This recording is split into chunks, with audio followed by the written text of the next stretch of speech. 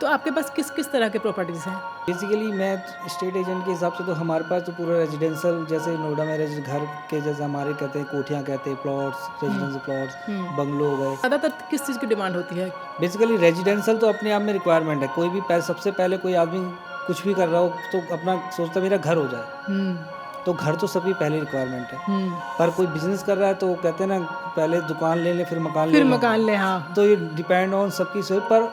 हमेशा कोई भी हो कि रेजिडेंशियल प्रॉपर्टी की ज़्यादा डिमांड हमेशा रहती है, क्योंकि 100 आदमी से एक कंपनी चलती है। तो एक कंपनी का मालिक एक फैक्ट्री बनाता है या एक ऑफिस हुँ, चलाता है। हुँ। तो हिंदुस्तान में रियल एस्टेट कभी बंद होने वाला है ना होगा।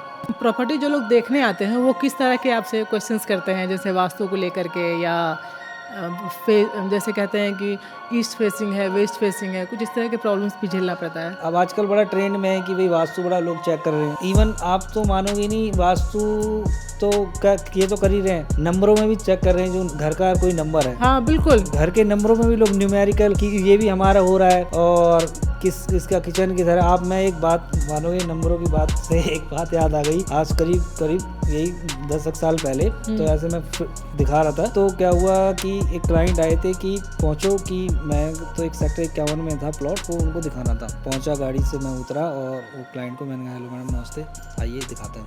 तो मैंने ये वाला प्लॉट है, और तो ठीक है, क्या नंबर है इसका? तो मैंने कहा मैडम 8 नंबर।